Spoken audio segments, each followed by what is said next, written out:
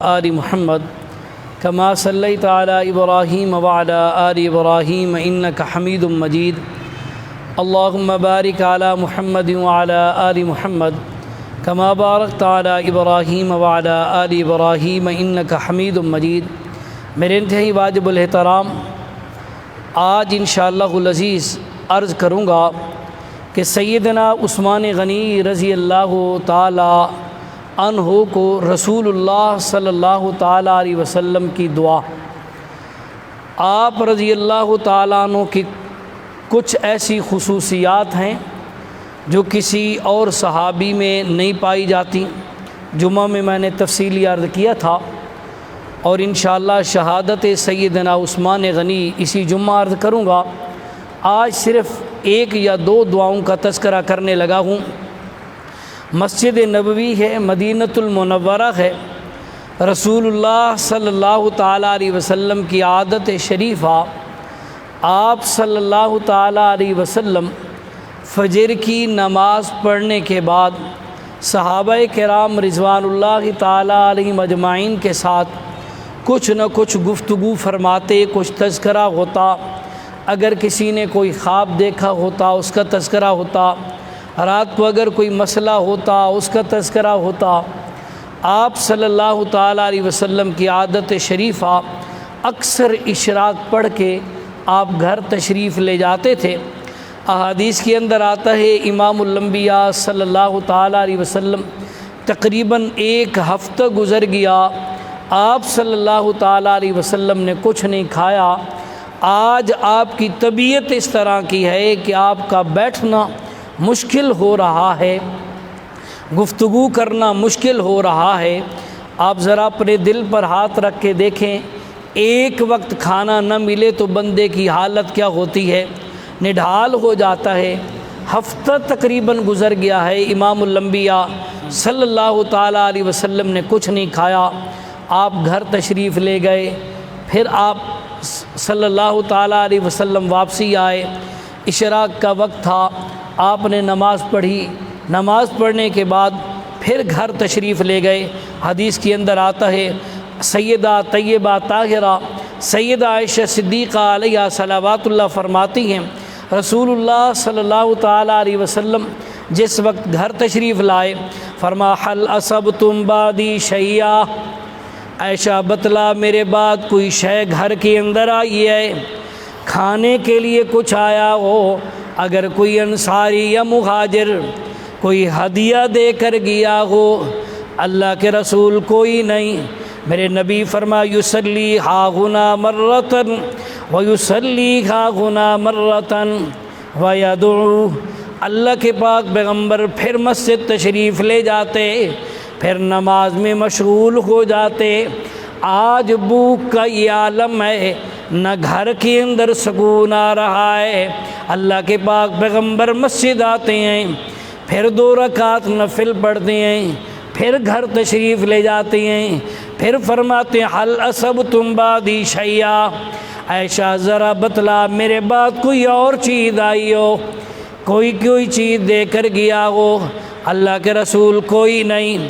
کافی دفعہ اللہ کے پاک پیغمبر امام الانبیاء گھر تشریف لاتے، پھر مسجد میں تشریف لے جاتے۔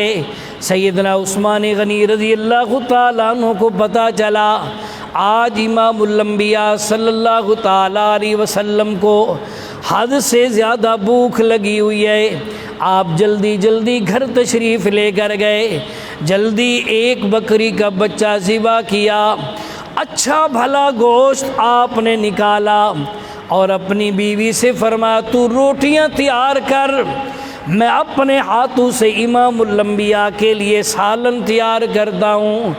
اللہ کے پاک پیغمبر کے لیے بکرے کا گوشت بھونا، اور ادھر سے حلوہ بھی تیار کر لیا، اور کچھ اناج اٹھایا، سیدھے آئے سیدہ طیبہ طاہرہ سیدہ عائشہ صدیقہ رضی اللہ تعالیٰ عنہ کے دروازے پر دستک دیا، آواز آئی من دکل باب کون؟ سیدنا عثمان غنی رضی اللہ تعالیٰ عنہ نے فرمایا اماں آپ کا بیٹا عثمان آیا ہوں۔ آپ ذرا بتلائیے نا۔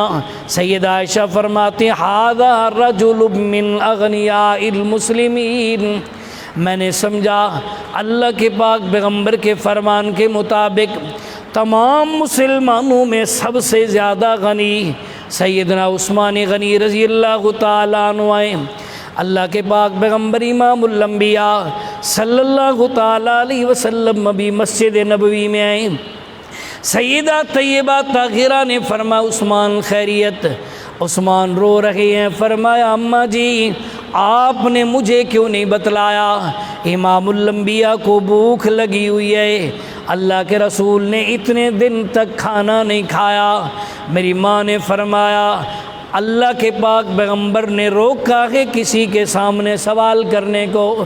سیدنا عثمان غنی رو رہے ہیں۔ فرمایا اماں آپ کا حق ہے میرے مال پر، آئندہ کے بعد آپ کو رب کعبہ کی قسم ہے جب بھی اگر ایک دن کا ایک وقت کا بھی فاقہ آئے مجھے ضرور اطلاع کر دینا، مجھے ضرور بتلا دینا۔ سیدہ فرماتی ہے میں نے جلدی جلدی دسترخوان لگایا۔ عثمان غنی جو گھر سے روٹیاں لائے، سالن لائے، حلوہ لائے، میں نے جلدی دسترخوان سجا دیا ہے، رکھ دیا ہے، آقا کی انتظار کرنے لگی ہوں۔ امام الانبیاء نفل پڑھ کر مسجد سے گھر آئے، میرے حجرے اندر آئے، خوشبو سے پورا گھر مہک رہا تھا۔ میرے نبی نے فرمایا عائشہ بتلا آج کیا آیا، ابھی کیا آیا ہے؟ آقا سیدنا عثمان یہ دے کر گئے ہیں، بکرے کا گوشت بھی ہے، حلوہ بھی ہے، تازی روٹیاں بھی لائے ہیں۔ میرے پیارے پیغمبر امام الانبیاء صلی اللہ تعالیٰ علیہ وسلم نے فرمایا عائشہ کیا تو نے بتلایا ہے؟ آقا بتلایا نہیں، بلکہ انہوں نے قسم دی ہے کہ آئندہ کے بعد اگر ایک وقت کا بھی فاقہ آ جائے مجھے ضرور اطلاع کرنا، مجھے ضرور بتلانا۔ سیدنا امام الانبیاء صلی اللہ تعالیٰ علیہ وسلم حالانکہ بھوک کی حالت ہے، آپ ذرا اپنے گریبان میں جھانک کر دیکھیں، بندے کو ذرہ برابر بھی بھوک لگے کچھ سوجتا ہی نہیں۔ اللہ کے پاک پیغمبر جلدی پھر مسجد میں چلے گئے ہیں۔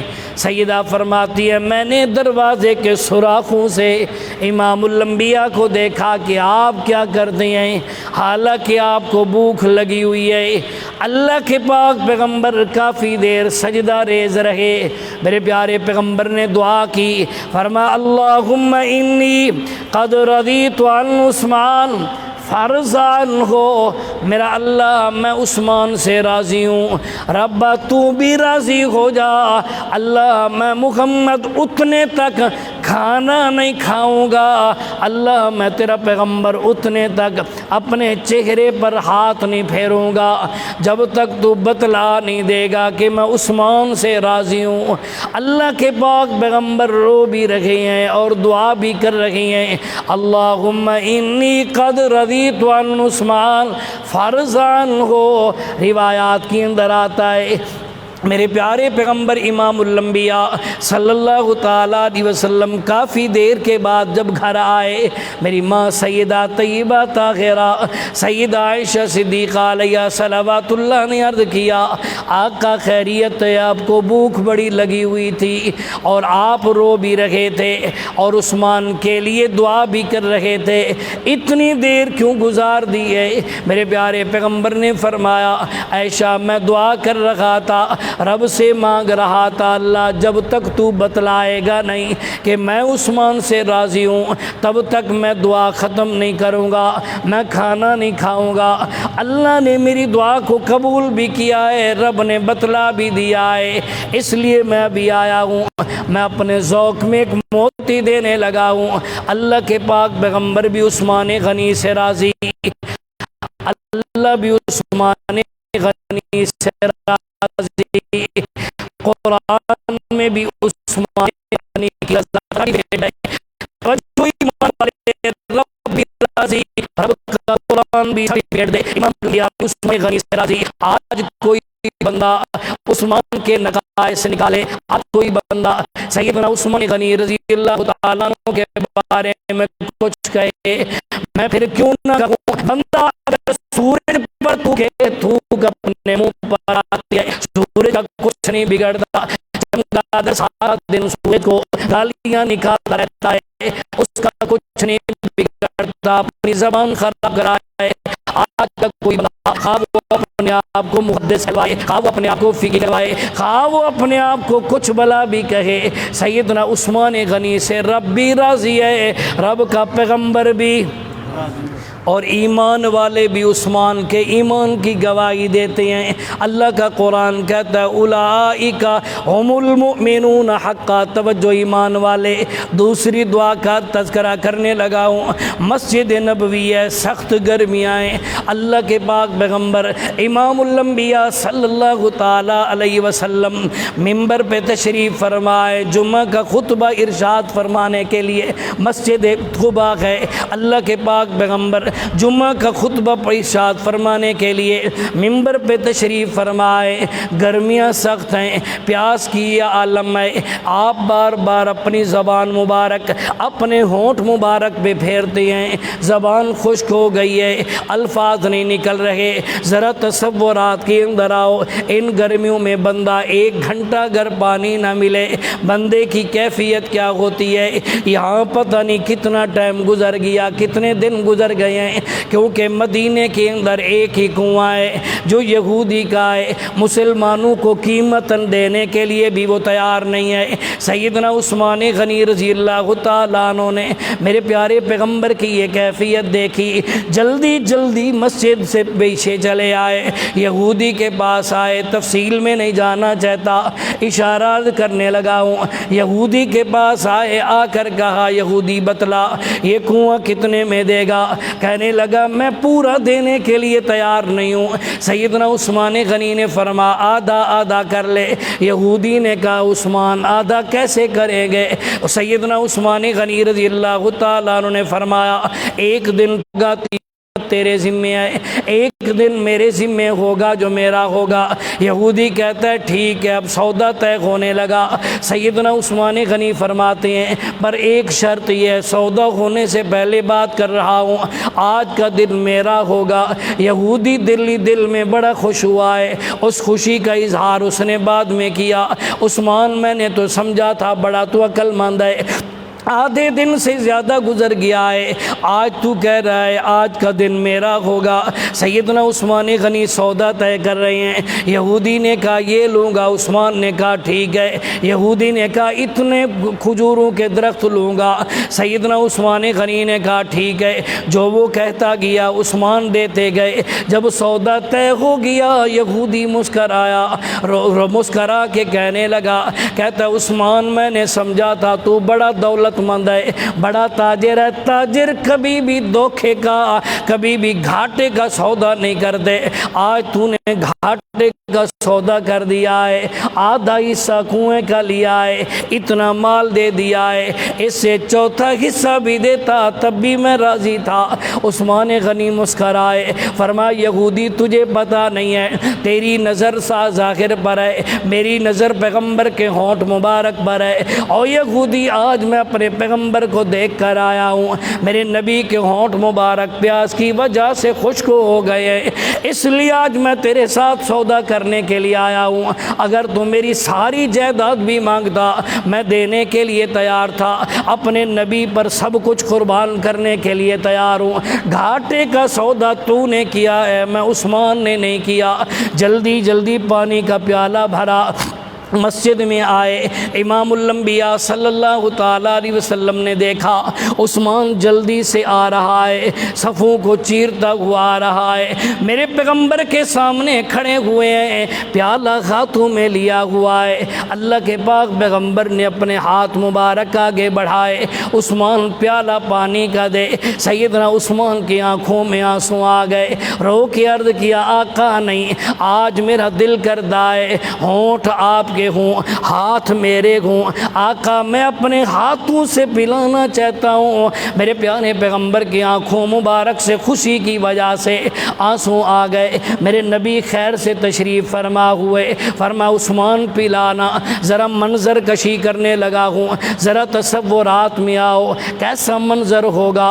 میرے نبی کے ہونٹ مبارک ہوں گے، عثمان ہاتھوں میں پیالہ لے کے کھڑا ہوگا، عثمان پانی پلا رہا ہے، میرے پیارے پیغمبر نے پانی پیا، میرے نبی کھڑے ہوئے، میرے پیغمبر امام الانبیاء صلی اللہ تعالیٰ علیہ وسلم نے فرمایا او کائنات والو، آج سن لو دن قیامت کا ہوگا جب میں محمد کریم حوض کوثر پہ کھڑا ہوں گا، ساری دنیا حوض پہ آئے گی، سارے مسلمان مواحد حوض پہ آئیں گے، میں محمد حوض کوثر سے پانی کا پیالے بھر کے اپنے صحابہ کو دوں گا، میرے صحابہ ان لوگوں کو باقی امت والوں کو پلائیں گے، اور کائنات والوں جب میرے صحابہ کی باری آئے گی میں محمد آپ بھر بھر کے دوں گا۔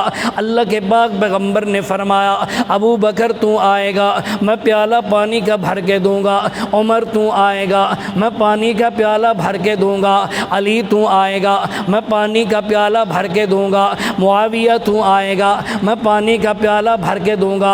میرے پیارے پیغمبر صحابہ کرام رضوان اللہ تعالیٰ علیہ مجمعین کا نام لے رہے ہیں، فرمایا پانی کا پیالہ بھر کے دوں گا، پانی کا پیالہ بھر کے دوں گا۔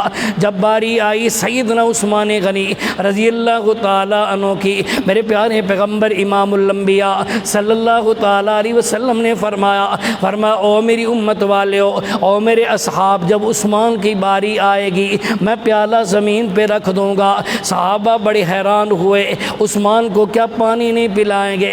میرے نبی نے فرمایا او میرے صحابہ، سب کو پیالوں میں دوں گا، جب عثمان کی باری آئے گی میں اپنے رحمت والے چلو بھر بھر کے عثمان کو پلاؤں گا۔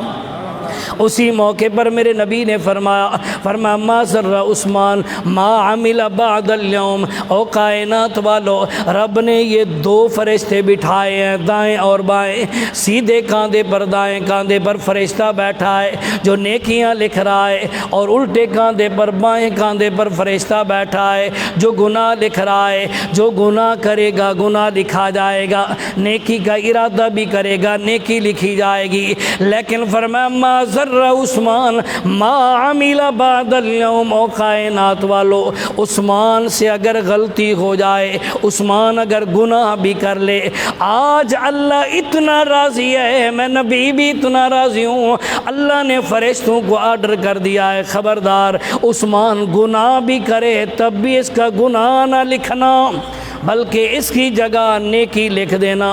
ایمان سے بتلائیے میرے نبی کا فرمان سچا، میرے پہ اللہ رب العالمین کا قرآن سچا، قرآن بھی عثمان کی دہائی دے، قرآن بھی عثمان کی عظمت کی گواہی دے، قرآن بھی عثمان کے ایمان کی گواہی دے، میرے نبی بھی عثمان کے ایمان کی گواہی دے، رضامندی کے سرٹیفکیٹ دے۔